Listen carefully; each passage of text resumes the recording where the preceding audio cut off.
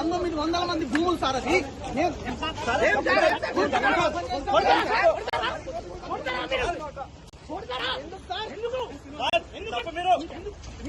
మీరంతా పేదోళ్ళే. 1000 కుటుంబాలు రోడ్డు కుటుంబాలు సార్.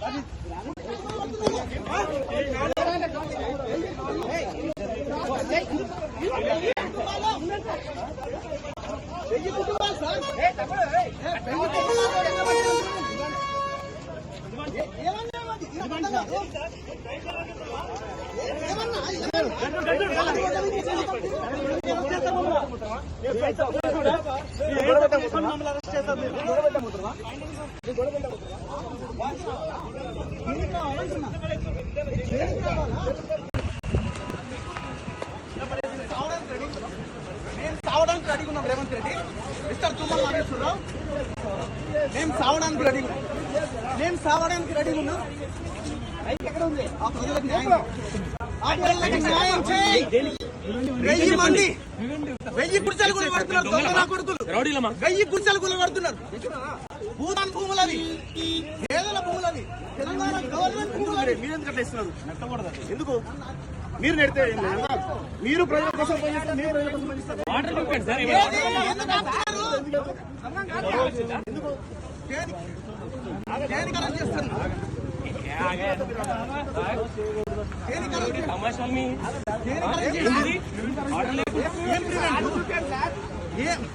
ఏంది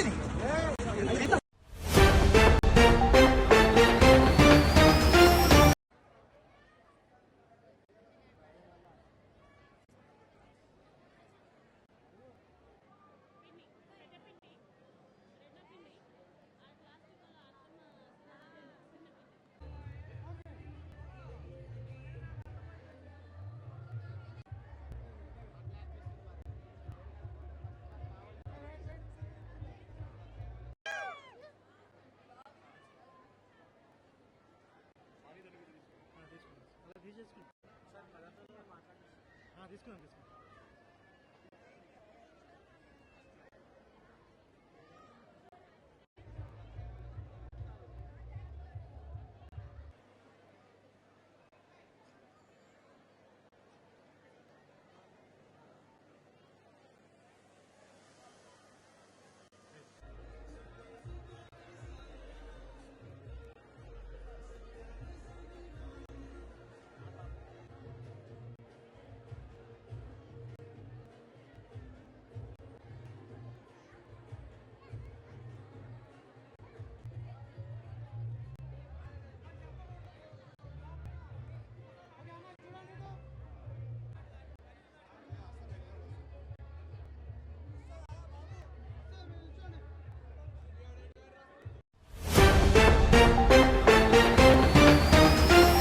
దమ్ము ఎక్కడుంటే దారి అక్కడే అని ఓ మాట ఉంది కదా.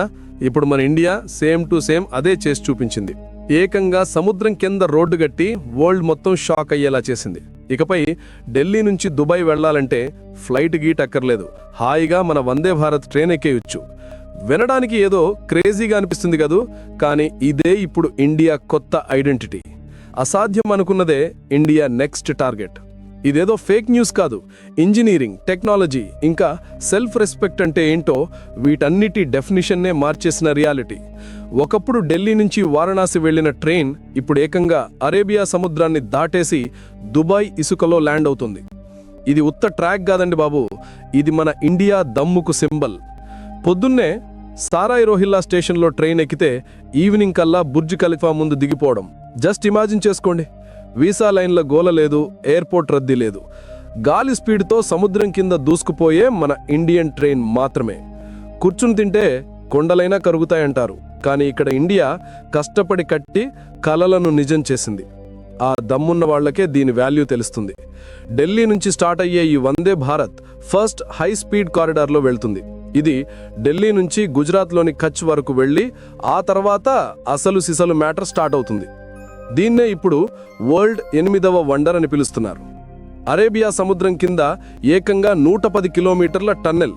ఇది పీక్స్ అంతే. ప్రెషర్, లోతు, రిస్క్ అన్నీ హై లెవెల్లో ఉన్నాయి. కానీ ఇండియా ఆగేదేలే అని ఫిక్స్ అయిపోయింది. వందల మంది ఇంజనీర్లు, వేల మంది సైంటిస్టులు, కోట్లాది మంది భారతీయుల హోప్స్ సముద్రాన్ని చీల్చుకుంటూ ఇనుప నరాల్లాంటి ట్రాక్ వేయాలన్న ఈ డ్రీమ్కు లైఫ్ ఇచ్చాయి. ఈ టన్నెల్లో సముద్రం కింద ఉన్నా సరే ఎయిర్ ప్రెషర్ బ్యాలెన్స్డ్గా, టెంపరేచర్ కరెక్ట్గా ఉండేలా టెక్నాలజీని సెట్ చేశారు. ఒక స్పెషల్ ఏఐ సిస్టమ్ ఆక్సిజన్ లెవెల్స్ని మానిటర్ చేస్తూ ఉంటుంది. లోపల కూర్చుంటే ఏదో ఫ్లైట్లో ఉన్న ఫీలింగ్ వస్తుంది. కానీ రియాలిటీలో మీరుంది సముద్రం అడుగున. ఇక విండోస్ గురించి చెప్పాలి. అవి మామూలు విండోస్ కావు, ఏఆర్ విండోస్. అంటే 3Dలో మనకు చేపలు, తిమిండలాలు, మొత్తం అండర్ వాటర్ వరల్డ్ను లైవ్లో చూపిస్తాయి. ప్రతి సీన్ చూస్తుంటే ఇండియా సైన్స్ను కూడా ఒక ఆర్ట్లా మార్చేసిందా అనిపిస్తుంది. ట్రైన్ ఒమన్లో అడుగు పెట్టగానే బయట సీన్ మొత్తం యూటర్న్ తీసుకుంటుంది. నీళ్ల బ్లూ కలర్ కాస్త గోల్డెన్ ఇసుకలా మారిపోతుంది. ఒంటెల గుంపులు కనిపిస్తాయి. గాలిలో ఎడారి హీట్ తగులుతుంది. ప్రతి ప్యాసింజర్ ఫేస్లో ఒకటే ఎక్స్ప్రెషన్, ఇండియా మళ్లీ చేసి చూపించిందిరా భాయ్ అనే. ఈ ట్రైన్ స్పీడ్ మాత్రమే కాదు, చాలా స్మార్ట్ కూడా. ఇది హైడ్రోజన్ ఫ్యూయల్ సెల్ ఇంజిన్తో నడుస్తుంది. గంటకు 620 కిలోమీటర్ల స్పీడ్తో దూసుకుపోగలదు. కానీ ఒక్క చుక్క పొల్యూషన్ కూడా రిలీజ్ చేయదు. ఈ ట్రైన్ ఎన్విరాన్మెంట్కి శత్రువు కాదు, ఒక బెస్ట్ ఫ్రెండ్ లాంటిది. ప్రతి సీట్ ఒక smart seat. Temperature, lights, music అన్నీ మన ప్రిఫరెన్స్కి తగ్గట్టు సెట్ చేసుకోవచ్చు. ఏఐ అసిస్టెంట్ మన లాంగ్వేజ్ అర్థం చేసుకుని మనకేం కావాలో చూసుకుంటుంది. మీరు టైర్డ్ అయితే సీట్ స్మూత్గా వైబ్రేట్ అవుతూ మసాజ్ చేయడం స్టార్ట్ చేస్తుంది. మీరు హ్యాపీగా ఉంటే విండోస్ లైట్స్ కలర్ చేంజ్ అయిపోయి ఒక ఫెస్టివల్ మూడ్ క్రియేట్ చేస్తాయి. మరి మీరింకా ఈ వీడియోని లైక్ చేయకపోతే ప్లీజ్ అలా చేయండి. ఎందుకంటే ఇది జస్ట్ వీడియో కాదు, మన కళ్ళ ముందే రాస్తున్న హిస్టరీ. ఇండియా ఇకపై వెనకబడే దేశం కాదు, దారి చూపే దేశం అని మీరు బిలీవ్ చేస్తే వెంటనే ఛానల్కు సబ్స్క్రైబ్ చేసుకోండి. అప్పుడే ఇండియా ఏదైనా కొత్త అచీవ్మెంట్ సాధించినప్పుడు ఫస్ట్ మీకే ఇన్ఫర్మేషన్ వస్తుంది. కామెంట్ సెక్షన్లో మీకు ట్రైన్ జర్నీ ఇష్టమా లేక బస్లో వెళ్ళడం ఇష్టమా రాయండి. సరే, ఇప్పుడు ఈ ట్రైన్ ఫస్ట్ టైం దుబాయ్లోని జుమీరా స్టేషన్కు రీచ్ అయిన ఆ మూమెంట్ గురించి మాట్లాడదాం. ఆ సీన్ మామూలు హిస్టరీ కాదు, అది ఒక ఎమోషనల్ తుఫాను. వేల మంది జనం స్టేషన్లో నిలబడి 2 దేశాల జెండాలు ఊపుతున్నారు. డ్రమ్స్ మోగుతున్నాయి, ఫ్లవర్స్ వర్షం కురుస్తోంది. ఎక్కడ చూసినా జై వందే భారత్ అనే సౌండ్ మాత్రమే రిపీట్ అవుతోంది. యుఏఈ, ఇండియా పీఎంలు ఇద్దరూ ఒకే స్టేజ్ మీద నిలబడ్డారు. ఆ టైంలో వాళ్ళు చెప్పింది ఒక్కటే, ఇది కేవలం రైల్వే లైన్ కాదు, ఇది ఫ్రెండ్షిప్ లైన్. దీనికి ఆ పేరు ఎందుకంటే ఇది కేవలం డిస్టెన్స్ను తగ్గించట్లేదు, హార్ట్స్ను కలుపుతోంది. ట్రైన్ కెఫేలో ఒక పక్క మన ఇండియన్ మసాలా టీ స్మెల్, మరో పక్క అరేబియా కహవా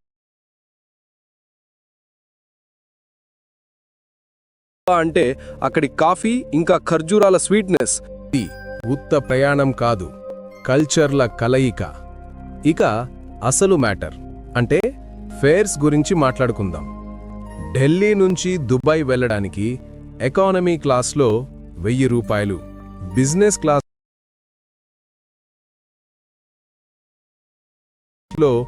25,000 రూపాయలు. కానీ అక్కడ ఇచ్చే కంఫర్ట్, ఆ ఎక్స్పీరియన్స్ ఏ ఎయిర్లైన్ ఫస్ట్ క్లాస్కి తక్కువ కాదు.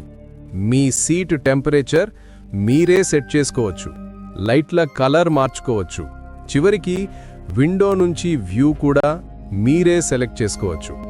ఇది ట్రైన్ కాదు, ఒక మూవింగ్ 5 స్టార్ ఎక్స్పీరియన్స్. ఇక సెక్యూరిటీ విషయంలో ఇది వరల్డ్లోనే మోస్ట్ అడ్వాన్స్డ్ ట్రైన్. ప్రతి కోచ్లో ఫేస్ రికగ్నిషన్ సిస్టమ్, ప్రతి స్టేషన్లో ఆటోమేటిక్ స్కానింగ్ ఉంటుంది. మొత్తం రూట్ను మన ISRO, UAE శాటిలైట్లు 24/7 మానిటర్ చేస్తాయి. ట్రాక్ మీద 1 మిల్లీమీటర్ వైబ్రేషన్ వచ్చినా సరే ఇమ్మీడియట్గా కంట్రోల్ రూమ్కి అలర్ట్ వెళ్ళిపోతుంది.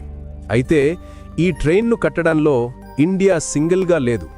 ఈ డ్రీమ్ను రియాలిటీ చేయడానికి ఒమన్, సౌదీ అరేబియా, UAE, ఇండియాతో హ్యాండ్స్ కలిపాయి. 4 దేశాలు యూనిటీతో కట్టిన ఈ రూట్ ఇప్పుడు ఫాస్టెస్ట్ ట్రేడ్ రూట్గా, అంటే వ్యాపార మార్గంగా మారిపోయింది. నలుగురు కలిస్తే నడక, అదే ఒక్కడైతే చావు బతుకు అన్నట్టు అందరూ కలవడం వల్లే ఇది సాధ్యమైంది. ఒకప్పుడు ఇండియా నుంచి దుబాయ్కి గూడ్స్ చేరడానికి వారాలు పట్టేది. ఇప్పుడు జస్ట్ 10 గంటల్లో వెళ్ళిపోతున్నాయి. లక్షల మందికి ఎంప్లాయ్మెంట్ దొరికింది. న్యూ కంపెనీలు పుట్టుకొచ్చాయి. ఇండియా వరల్డ్ టాప్ ఇంజనీరింగ్ హబ్స్లో ఒకటిగా నిలిచింది. ఆ ట్రైన్ ఒమన్, ఇసుక మీద నుంచి వెళ్తుంటే బయట ఇసుక మీద సన్ రేజ్ మెరుస్తుంటాయి. లోపల ప్యాసింజర్ల ఫేస్లో కూడా అదే బ్రైట్నెస్ కనిపిస్తుంది.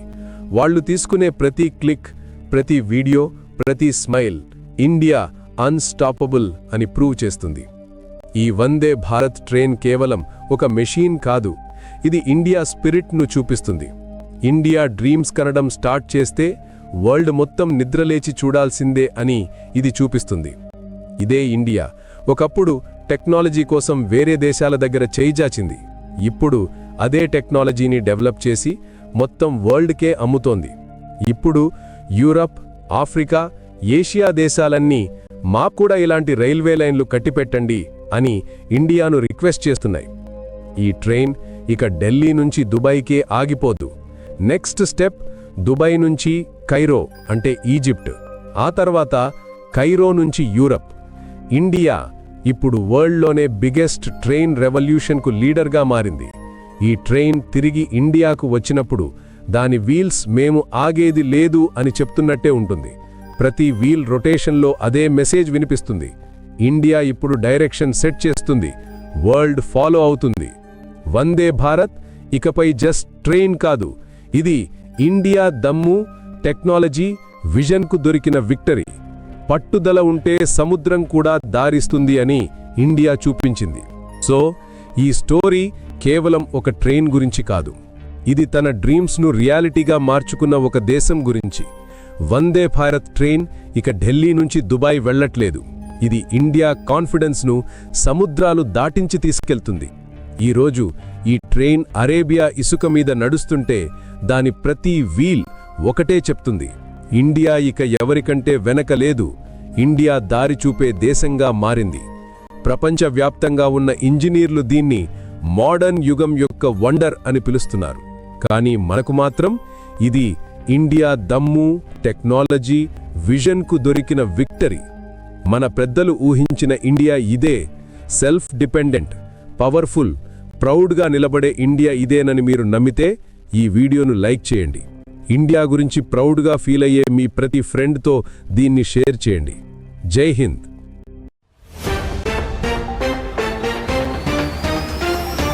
గౌరవనీయులు సోమిరెడ్డి చంద్రమోహన్ రెడ్డి గారు. ధన్యవాదాలు అధ్యక్ష. అధ్యక్ష, నేను తిరుపతి పార్లమెంట్లో ఉన్నాను అధ్యక్ష, మార్నింగ్ నుంచి వెయిట్ చేస్తున్నాను అధ్యక్ష. ఇది ఒక్క మాటలో చెప్పాలంటే ప్రపంచంలో 2005 వరకు వాటికన్ సిటీలో ప్రపంచంలో ఎక్కువ మంది ఆ భక్తులు పోయేవాళ్ళు అధ్యక్ష, మోస్ట్ సీక్రెట్ ప్లేస్ అని. 2005 తర్వాత ప్రపంచంలో ఎక్కువ సంఖ్యలో భక్తులు రావటం, Tirumala number 1 in the world అధ్యక్ష. ప్రపంచంలోనే ఎక్కువ భక్తులు వచ్చే ప్లేస్ ఏదంటే తిరుమల. 2005 తర్వాత కంటిన్యూస్గా నంబర్ 1 ఇన్ ద వరల్డ్. అటువంటి తిరుమలని వీళ్ళు ఎంత దుర్మార్గంగా, ఒక్క మాట చెప్తాను అధ్యక్ష, ఇదేంటంటే YSR TTD private company limited కింద రాజశేఖర రెడ్డి వచ్చినప్పటి నుంచి జగన్మోహన్ రెడ్డి వరకు అక్కడున్న ఎమ్మెల్యేలు, అక్కడున్న చైర్మన్లు వాళ్ళ ప్రైవేట్ కంపెనీ లిమిటెడ్గా తయారు చేసుకొని భక్తుల మనోభావాలు దెబ్బతీశారు అధ్యక్ష. క్షమించరాని నేరం అధ్యక్ష. ఫర్ ఎగ్జాంపుల్ నేనేమంటానంటే, అప్పుడే రాజశేఖర రెడ్డి ఉన్నప్పుడే 2004లో టీటీడీ మీద స్పెసిఫైడ్ అథారిటీ అని చెప్పేసి దానికి రెవెన్యూ సెక్రటరీ డిసి రోసేని చైర్మన్గా, అంటే టీటీడీ బోర్డు, ప్రభుత్వం, ఎండోమెంట్ డిపార్ట్మెంట్, ఎండోమెంట్ మినిస్టర్స్, ముఖ్యమంత్రులు ఇంతమంది ఉంటే ఒక స్పెసిఫైడ్ అథారిటీ అని చెప్పేసి రాజశేఖర రెడ్డి తెచ్చాడు. మళ్ళీ భక్తులు, హిందువులు ఆందోళన చేస్తే ఉపసంహరించుకున్నాడు అధ్యక్ష. అంతకంటే ఫస్ట్ టైం ఆలయ పరిధి కేవలం 27.5 చదరపు మీటర్లుగా ఆంధ్రప్రదేశ్ పంచాయతీరాజ్ శాఖ 338 జీవో సెప్టెంబర్ 16, 2005 అధ్యక్ష. రాజశేఖర రెడ్డి పుణ్యం ఆయన తెచ్చాడు. 27.5 చదరపు కిలోమీటర్స్కి పరిమితం చేశాడు అధ్యక్ష. అప్పుడు కూడా భక్తులు తిరగబడ్డారు, పీఠాధిపతులు, సాధువులు అందరూ తిరగబడ్డారు. మళ్ళీ వెనక్కి వచ్చి 1996లోనే ఒక హైకోర్టు ఉత్తర్వు ఇచ్చి ఉంది, దాని ప్రకారం వెనక్కి తీసుకుంటున్నాం. మొత్తం అంటే జీవో 746 ఇచ్చినాడు. మళ్ళీ 322.68 చదరపు కిలోమీటర్ల ప్రదేశం శ్రీనివాసుడికే చెందుద్ది అని చెప్పేసి జీవో నెంబర్ 746 తెచ్చి 2007లో వెనక్కి తెచ్చుకున్నాడు అధ్యక్ష రాజశేఖర్. 1996 హైకోర్టు ఆర్డర్ని చాకుగా పెట్టి మళ్ళీ వెనక్కి తీసుకున్నాము. ఆ మొదటి ఇచ్చిన ఆర్డర్ని 27.5 చదరపు కిలోమీటర్లే పరిమితం అని ఇచ్చిన ఆ జీవోఎంఎస్ నంబర్ 338 రద్దు చేస్తూ కొత్త జీవోని తేవడం జరిగింది అధ్యక్ష. ఇవన్నీ ఇటువంటి దుర్మార్గాలు అక్కడి నుంచే స్టార్ట్ అయిపోయినాయి అధ్యక్ష. ఇక చెప్పాల్సిన అవసరంలే. ముఖ్యమంత్రిగా ఉండి కల్తీ మద్యంతో డబ్బుల కోసం 30,000 మంది దాదాపు ప్రాణాలు పోయినాయి, లక్షల మంది ఆరోగ్యం పోగొట్టుకున్నారు, పేదోళ్ళు బతకలేని పరిస్థితి తెచ్చుకున్నారు. అన్నిటి కారణం ఎవరో తెలుసు మనకి. ఈరోజు ఆ కేసు జరుగుతుంది, దానికి ఎవరు వెనక బ్యాక్ బోన్ ఎవరు, బాస్ ఎవరు, డాన్ ఎవరు అందరికి తెలుసు. ఇక్కడ కూడా ఈ నెయ్యిలో, కల్తీ నెయ్యిలో ఆయనకు సంబంధం లేకుండా ఆయన మనుషులు, అక్కడుండే రెడ్డి గారులు మొత్తం చేస్తుంటే వారికి తెలియకుండా ఎట్టుంటుంది.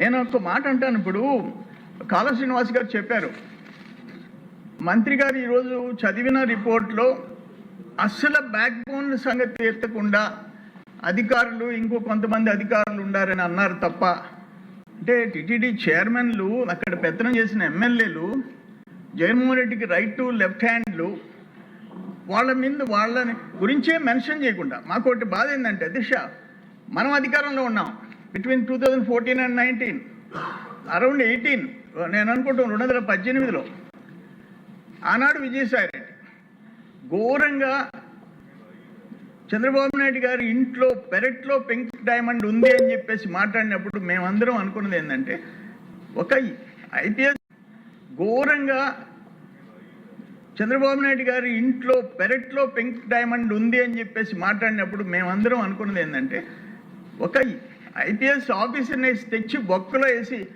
రా ఇంట్లో ఎక్కడుందో పెరట్లో చూపించని చెప్పి కానీ జైలుకి పంపించుంటే ఒక భయం అనేది ఉండేది అధ్యక్ష.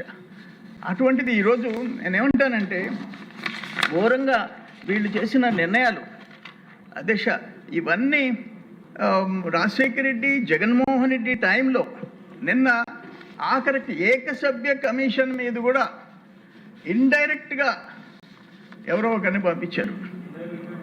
ఏమైంది? సుప్రీంకోర్టు చెక్కతో కొట్టింది, అయినా బుద్ధి వచ్చే పరిస్థితి లేదు. పరకామణి కేసులో డాలర్లు దొంగతనం చేసినోడు దొరికాడు, రాజీ చేసేసుకున్నారు. కంప్లైనెంట్ ఆత్మహత్య చేసుకున్నాడు రైట్ కట్ట మీద. ఆత్మహత్య, అది హత్య అని చెప్పేసి ఆఖరణ తలనీలాలు మయన్మార్లో అమ్ముకుంటుంటే ఒక ఆయన దొరికిపోయాడు. తలనీలాలు కూడా వదిలిపెట్టలే.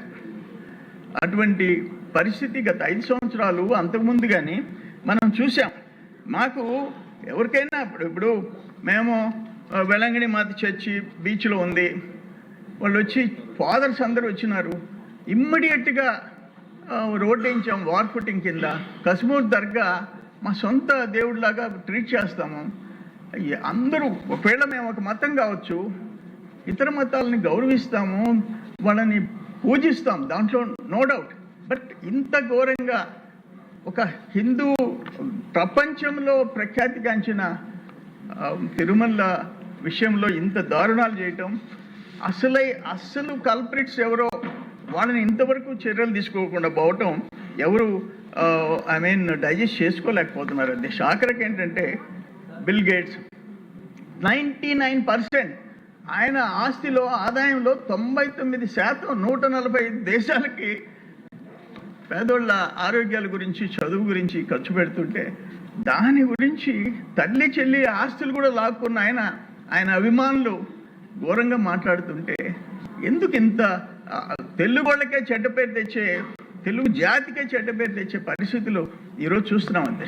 అందుకని ఫైనల్గా ఇప్పుడు అందరూ మాట్లాడినారు, చాలాసేపు మొత్తం మాట్లాడారు, నేను ఎక్కువ టైం తీసుకోవట్లేదు.